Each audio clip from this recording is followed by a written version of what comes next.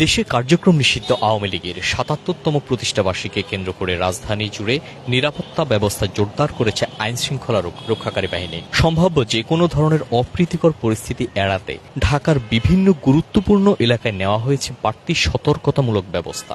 সকাল থেকে ধানমন্ডি ৩২-এর এই সড়কটিতে ব্যারিকেড স্থাপন করে পুলিশ। এতে এই এলাকার যানবাহন এবং সাধারণ পথচারীদের বিকল্প সড়ক ব্যবহার করে চলাচলের জন্য অনুরোধ করা হয়েছে।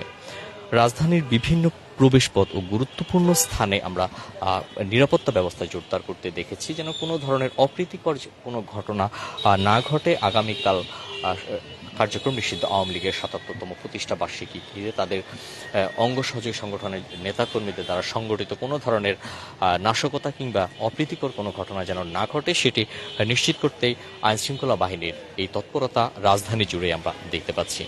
সকাল থেকে ধানমন্ডির এই সড়কটি, এই ব্যারিকেডটি দেওয়া হয়েছে এবং সাধারণ এলাকাবাসী যারা আছেন, যারা এই পথটি ব্যবহার করে ধানমন্ডি ৩২ থেকে ঠিক এই প্রধান সড়কের দিকে যেতেন, তাদেরকে বিকল্প সড়ক ব্যবহার করে চলার জন্য বলা হচ্ছে। এক্ষেত্রে আমরা দেখতে পাচ্ছি সব ধরনের যান চলাচল শিথিল করা হয়েছে এই সড়কটিতে।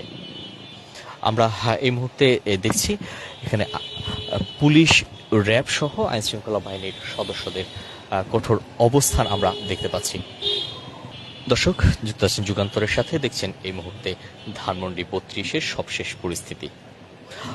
দর্শক, ধানমন্ডি ৩২ থেকে কিছু দূর এগুলেই কলাবাগান বাস স্ট্যান্ড এবং এর আশপাশ এলাকায় আমরা আইনশৃঙ্খলা বাহিনীর সদস্যদের তৎপরতা দেখতে পেয়েছি। বিশেষ করে বাস স্ট্যান্ডের যে সকল যানবাহনগুলোকে তারা সন্দেহ করছেন, সেই যানবাহনগুলোকে তারা অনেকটা বাইক সহ সন্দেহভাজন যে যানবাহনগুলোকে তারা সন্দেহ করেন সেগুলোতে তারা জিজ্ঞাসাবাদ করেন এবং পরবর্তীতে তারা যাচাই শেষে আমরা দেখতে পেয়েছিলাম তাদেরকে ছেড়ে দেওয়া হচ্ছে।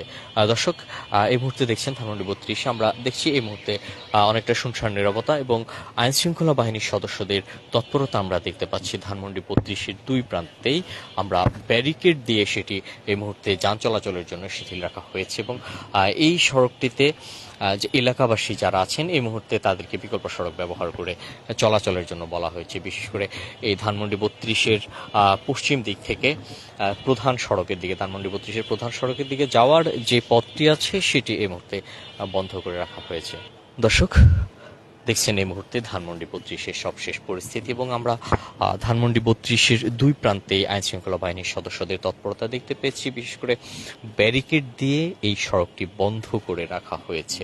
এলাকাবাসী যারা এই পথ দিয়ে চলাচল করতেন কিংবা যে যানবাহনগুলো এই সড়কে চলাচল করতো সেগুলোকে বিকল্প সড়ক ব্যবহার করে চলাচলের জন্য বলা হয়েছে এবং আমরা দেখতে পাচ্ছি অনেকটা ব্যারিকেড দিয়ে সড়কটি বন্ধ করে রাখা হয়েছে। দর্শক, সবশেষ তথ্য জানতে যুক্ত থাকুন যুগান্তরের সাথে।